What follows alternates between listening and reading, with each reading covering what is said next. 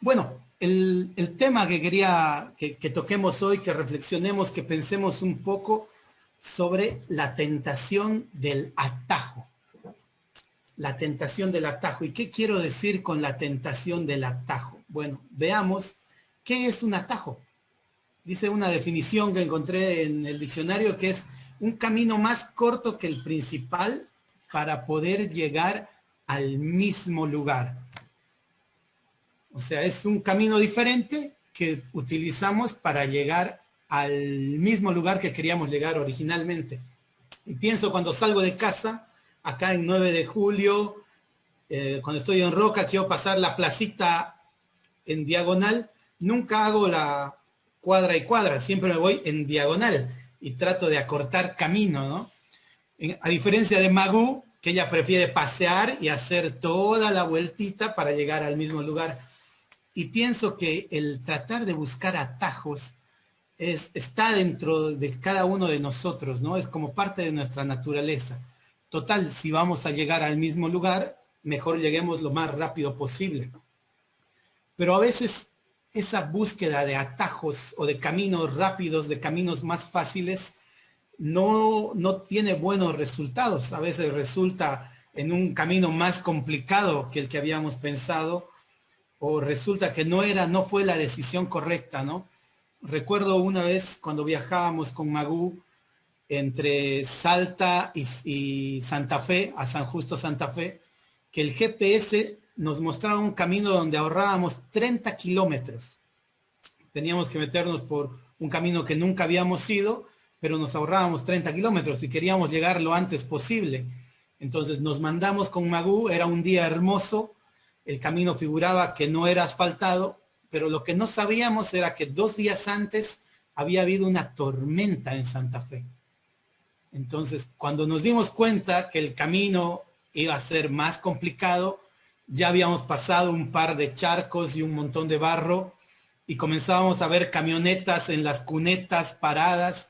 Y bueno, ahí era domingo a la tarde, tardecita ya llegando a la noche, y si nos quedábamos ahí, seguramente esa noche lo hubiésemos tenido que pasar en la camioneta, porque no había manera de salir, ¿no? Y recuerdo muy bien esa vez cómo orábamos con Magú para que la camioneta no se quede y pasamos apenas, pero logramos pasar y logramos llegar. Y bueno, me quedó ese recuerdo de que el atajo no siempre es la mejor opción, ¿no? No siempre es lo mejor que podemos decidir. Y pienso también que a veces nos pasa esto en la vida diaria. Yo recuerdo que llego a una fila y busco la manera si puedo evitar la fila. Me pasa cuando llego al banco, cuando estoy queriendo pagar en el supermercado, veo cuál es la caja más corta para poder salir lo antes posible. Y recuerdo otra situación que le pasó a un amigo en Buenos Aires, que tenía que sacar la licencia de conducir, renovarla, porque tenía que viajar de emergencia el fin de semana. Y justo en el viaje se le iba a vencer la licencia. Y él no había sacado turno.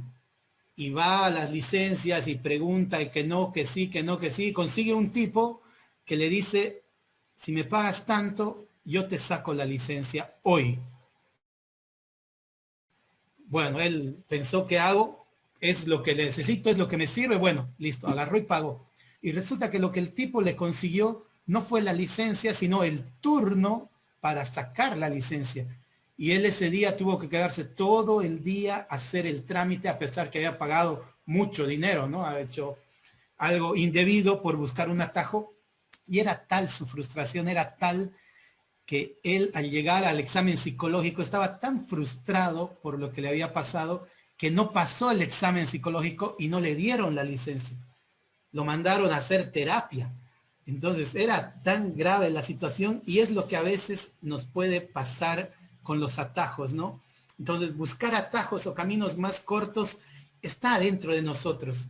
A veces decimos, bueno, es la viveza criolla, ¿no? Que uno se aviva más que otro y bueno, va acortando caminos en su vida.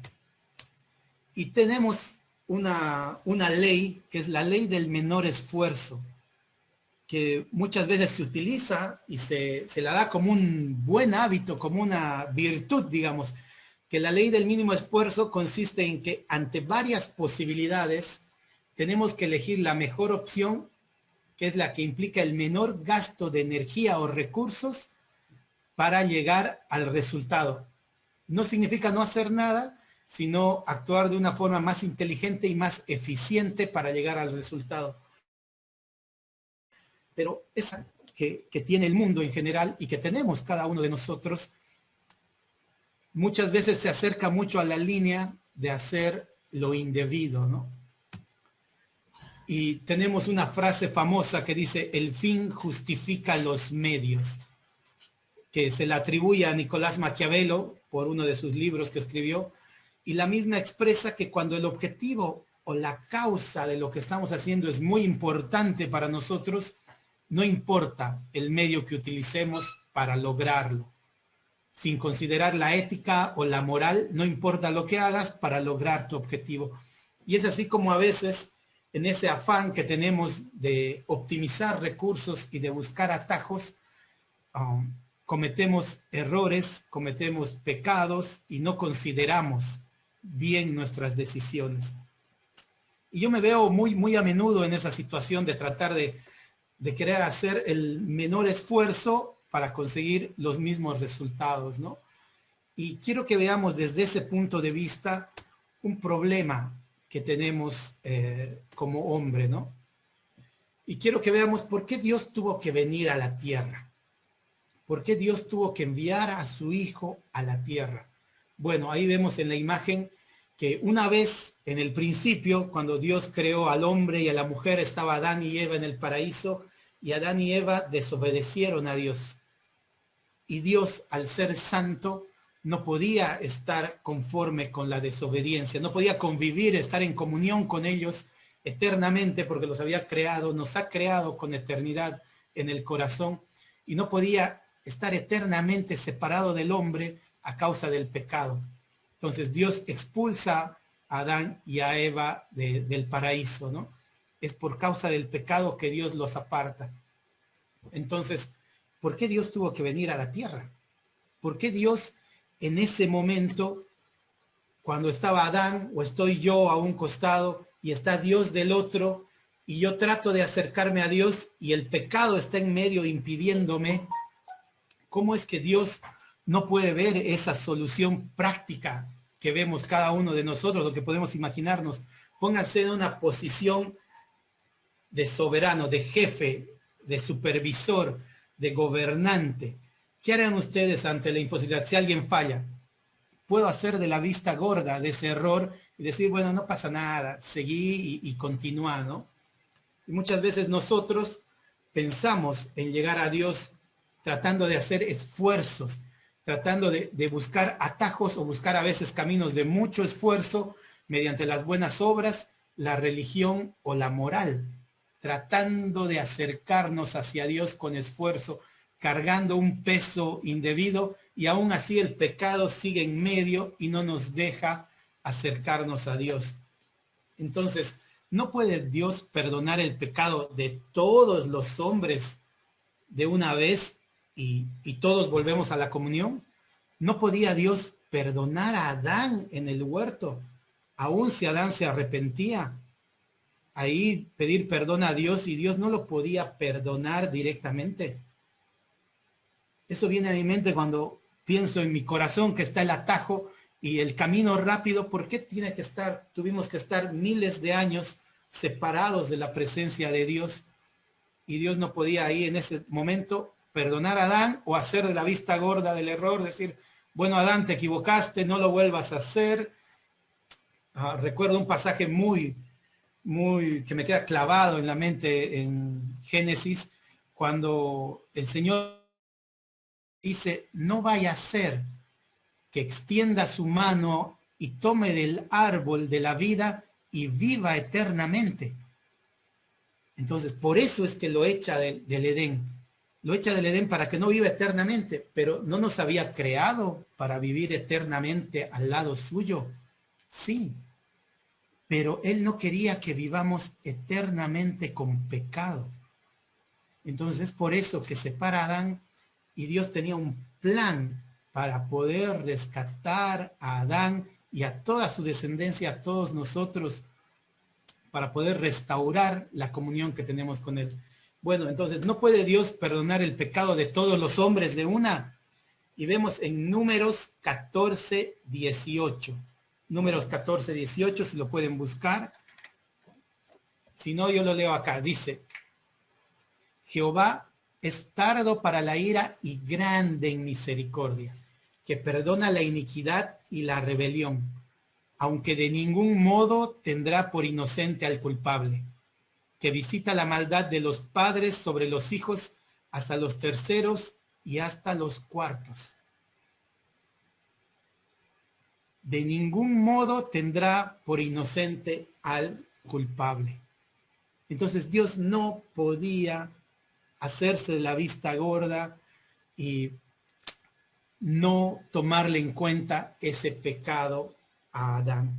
¿Por qué? Porque si hacía eso, él se estaba negando a sí mismo, estaba negando su justicia.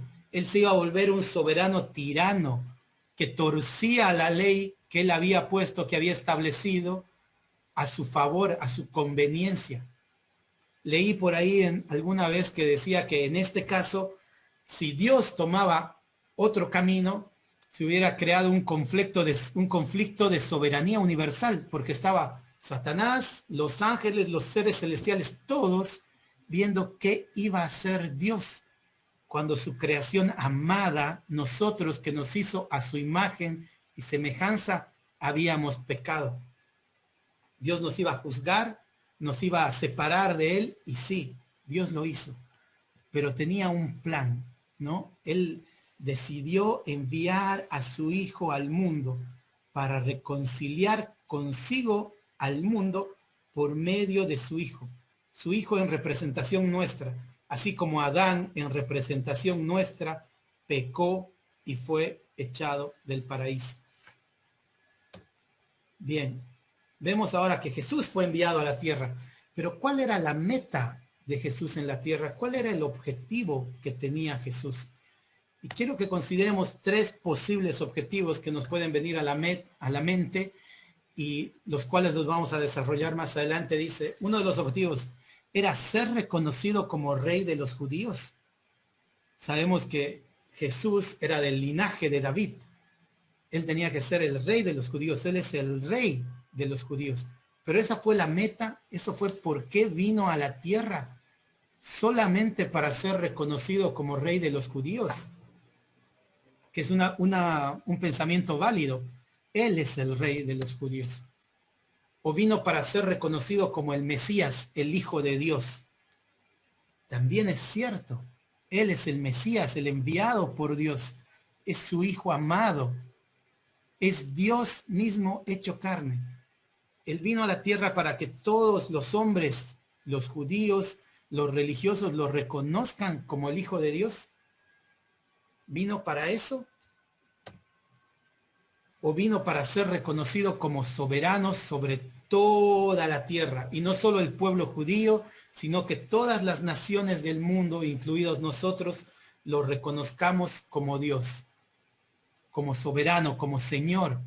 ¿Vino Jesús para eso? Bueno, veamos y vamos a responder a estas tres preguntas leyendo Mateo 4, 1 al 11. Bien, leamos Mateo. Antes, veamos que Mateo está hablando de la tentación que sufrió el Señor Jesús en el desierto. Tomemos en cuenta que esta tentación se da justo después que Jesús es bautizado y antes de iniciar su ministerio. O sea, sería antes de iniciar su servicio, antes de iniciar el trabajo que iba a hacer acá en la tierra, es llevado al desierto para ser tentado. Bien. Entonces veamos, Mateo 4, 1 al 11, dice, entonces Jesús fue llevado por el Espíritu al desierto para ser tentado por el diablo.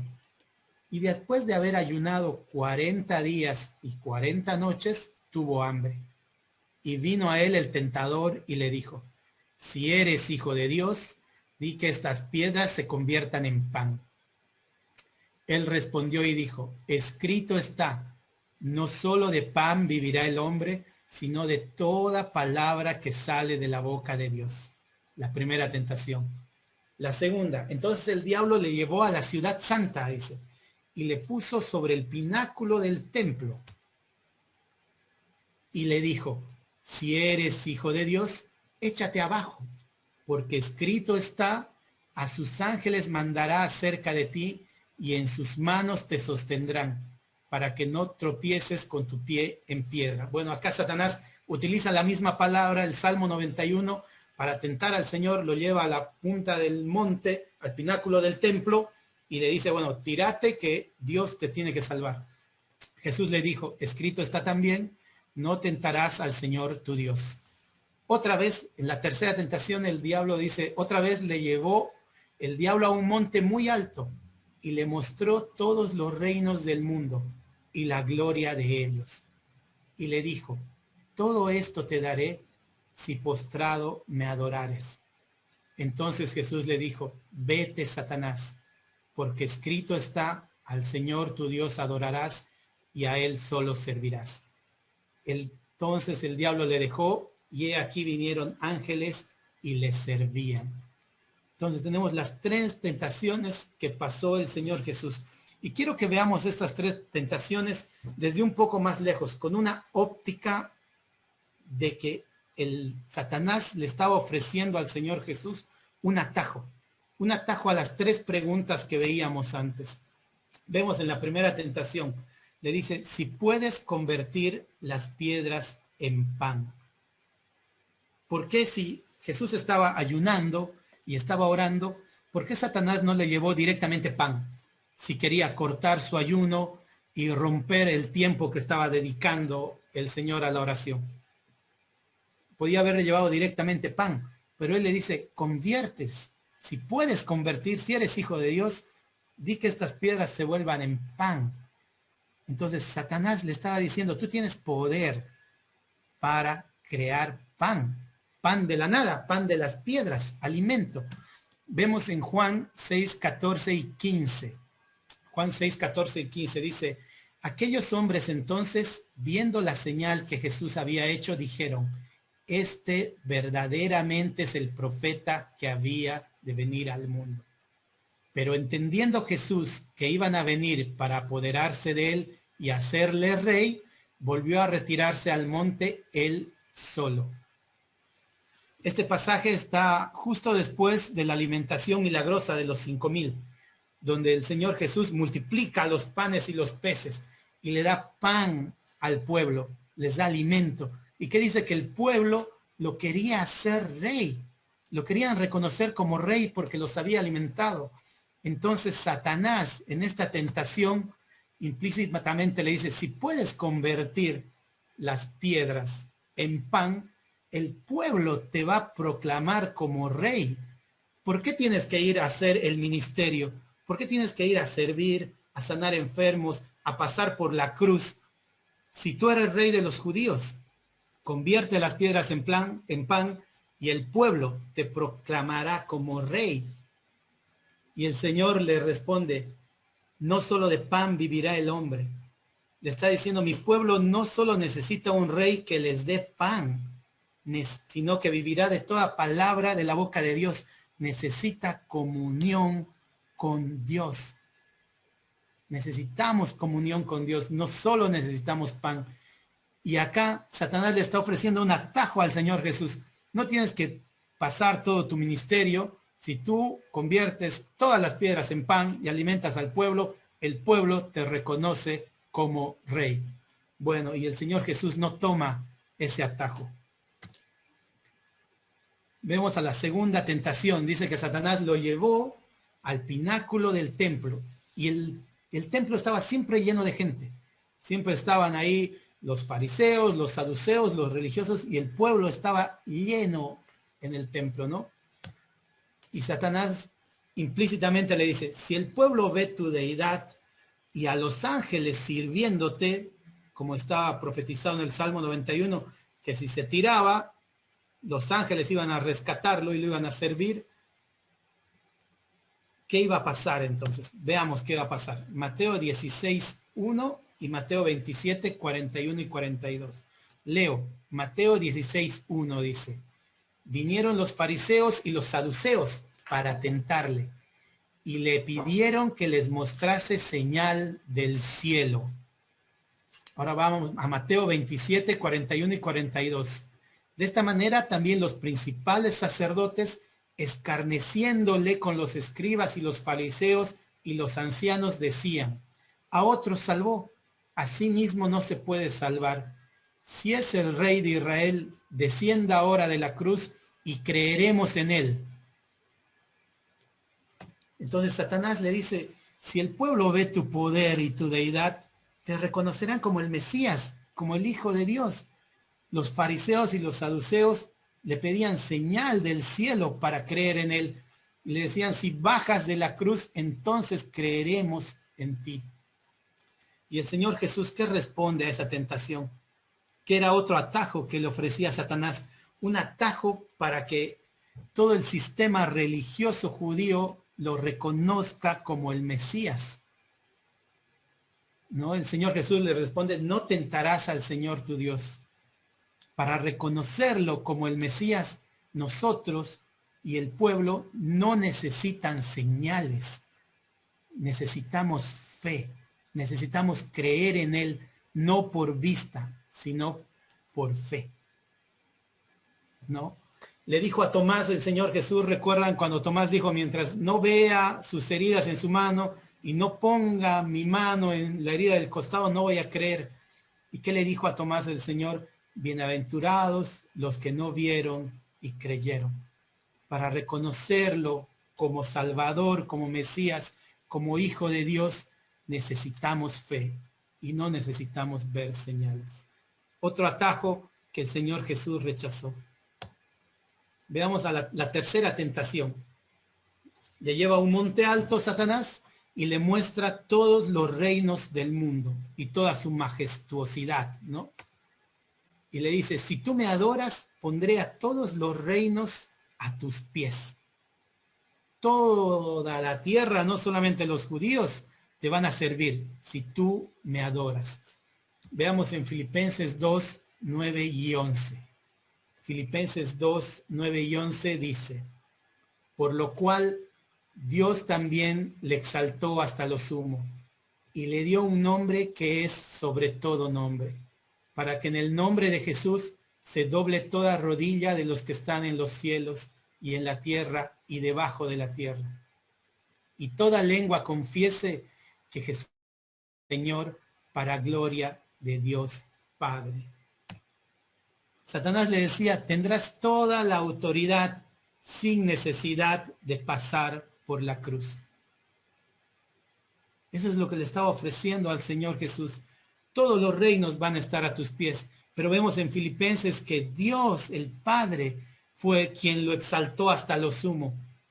Y que toda rodilla, todas las naciones, igual van a doblar sus pies, doblar sus rodillas delante de él y reconocer que él es el Señor. Qué maravilloso que el Señor Jesús no pensó en los atajos.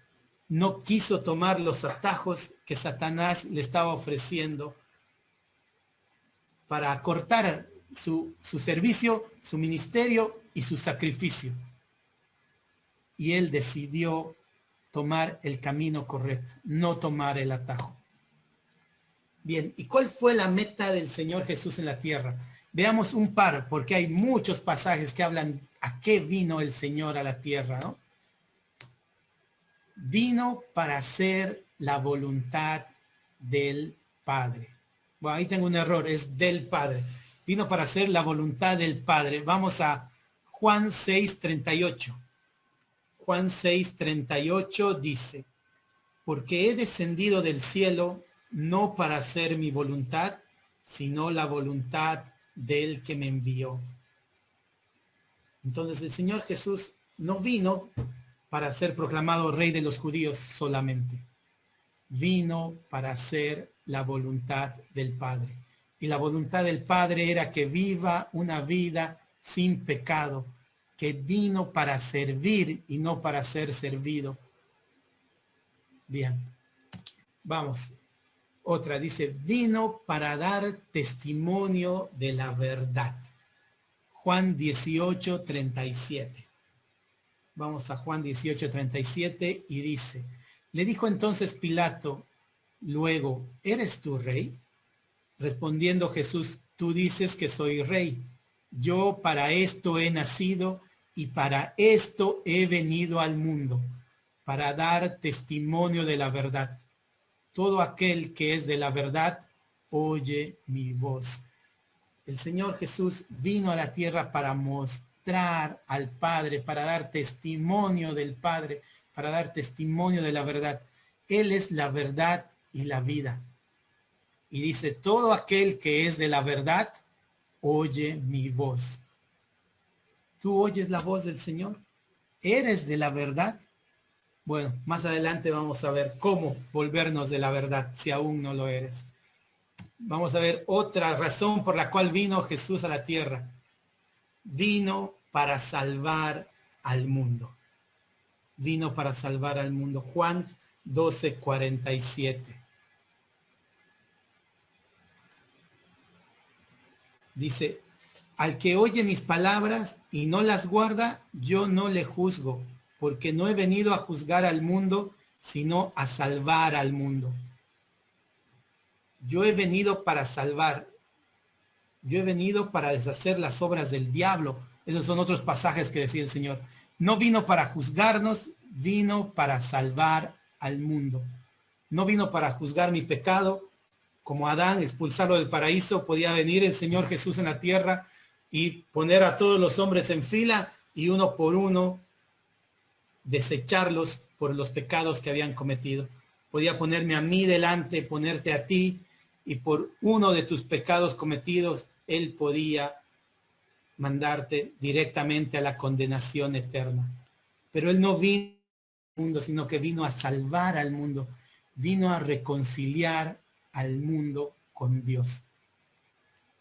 También dijo que vino para salvar, vino para deshacer las obras del diablo, vino para que tengamos vida y vida en abundancia, y vino para que tengamos paz, vino para que nos dé paz.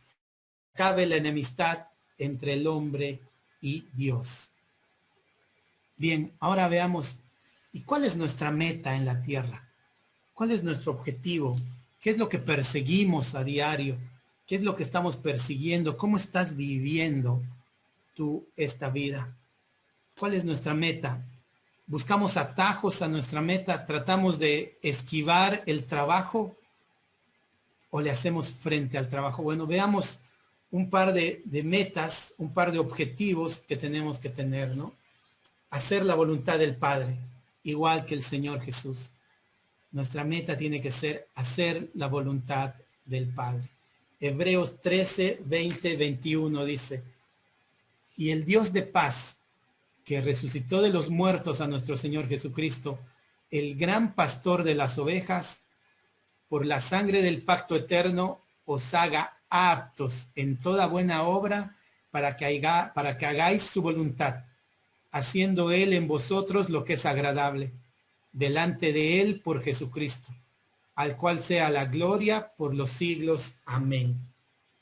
El Señor es quien nos va a hacer aptos para toda buena obra y para poder hacer la voluntad del Padre. Es el mismo Dios que nos rescata, que nos da paz, que nos salva, el que nos capacita para hacer la voluntad del Padre. Entonces, una de nuestras metas acá es hacer la voluntad del Padre, andar en las buenas obras que Él tiene preparado para nosotros. Esto sí, antes de hacer la voluntad, antes de andar en la voluntad, estaba la otra pregunta. ¿Eres de la... ¿Oyes su voz? ¿Está en tu mente el hacer la voluntad del Padre o nunca te pasó por la cabeza hacer la voluntad de Dios? Vamos. Otra meta que tenemos es dar testimonio de la verdad. Primera Pedro 2, 21 y 22. Al igual que el Señor también tenemos que dar testimonio de la verdad. Dice, pues para esto fuisteis llamados, porque también Cristo padeció por nosotros, dejándonos ejemplo para que sigáis sus pisadas. es nuestra responsabilidad con nuestra vida dar testimonio de que Él es verdadero, de que el Señor Jesús puede cambiar vidas, que el Señor Jesús transforma y salva. Esa es una de las metas que tenemos acá en la tierra, uno de los trabajos que tenemos que hacer, es parte de nuestro ministerio.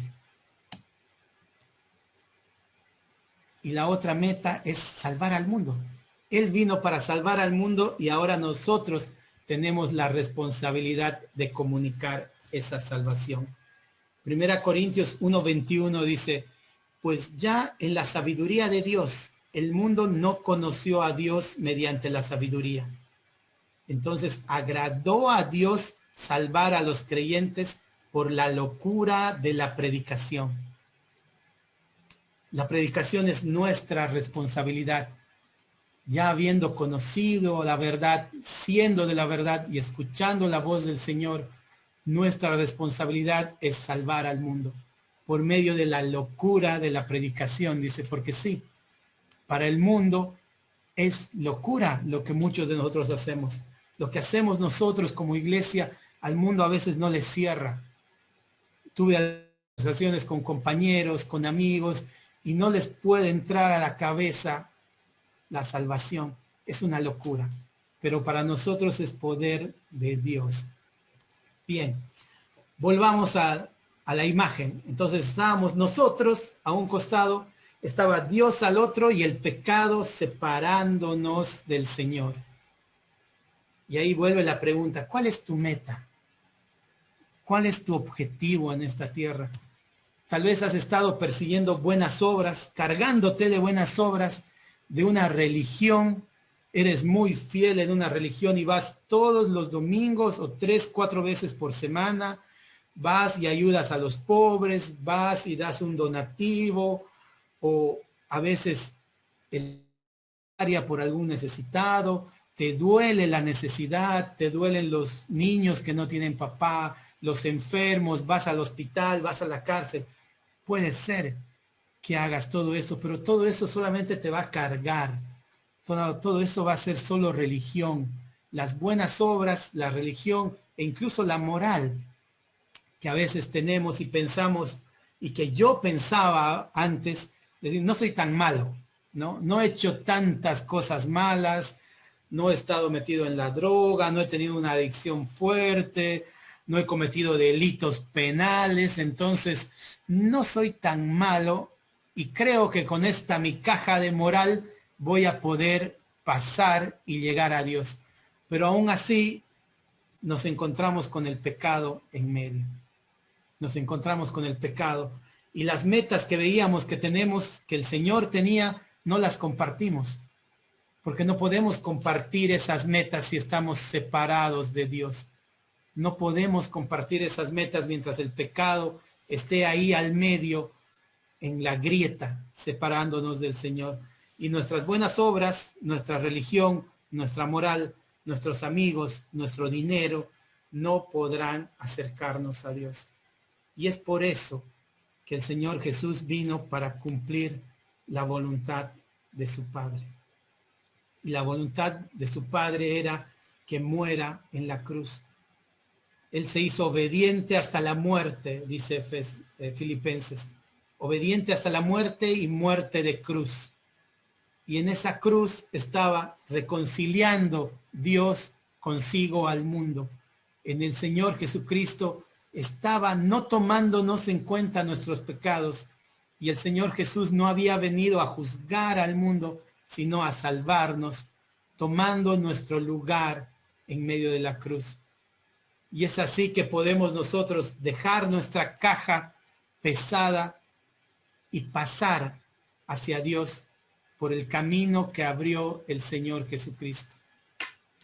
Es así que podemos tener una meta, un objetivo en esta vida que va a perdurar más allá de nuestra muerte física.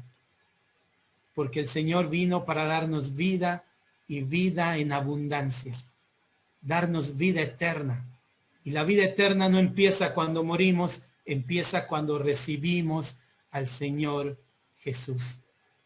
El día que aceptas y ves y comprendes y valoras que el Señor Jesús no tomó un atajo para conseguir ser rey, no tomó un atajo para que lo reconozcan como Dios y no tomó un atajo para ser el soberano a las naciones, sino que tomó su cruz, tomó la voluntad del Padre y la cumplió hasta la muerte.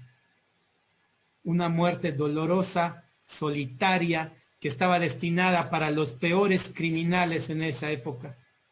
Y Él la tomó voluntariamente, por amor a ti y por amor a mí, para después resucitar, gracias a que no había pecado ni una sola vez. La muerte no tenía poder sobre Él, porque Él no estaba condenado a muerte, porque no había pecado. Entonces pudo resucitar al tercer día, ir a la diestra del Padre y así ofrecerte vida a ti y ofrecerme vida a mí, confiando en su sacrificio. Podemos orar para terminar, hermanos. Padre Santo, Señor Dios Todopoderoso, te damos gracias, Padre bendito, porque has enviado a tu Hijo, Señor. Y te agradecemos, Padre, porque al principio de su ministerio, el Señor Jesús no consideró, no cayó en la tentación del atajo. No quiso tomar caminos cortos, sino quiso cumplir tu voluntad, Señor. Y fue obediente hasta la muerte. Y una muerte en una cruz vergonzosa, Señor. Por amor a mí, por amor a ti. Padre Santo, te quiero pedir por las personas que han escuchado este mensaje esta noche, por las personas que en su corazón no han considerado, Señor, este sacrificio, ese precio que fue pagado, Padre Santo. Te pido que puedas tú obrar en sus corazones y que ellos puedan creer sin ver y sean bienaventurados, como lo dijo tu Hijo, Señor. Te agradezco, Padre Santo, por ese sacrificio y te agradezco porque antes de la fundación del mundo habías pensado este plan para nosotros. Gracias, Padre bendito, en nombre de Cristo Jesús. Amén.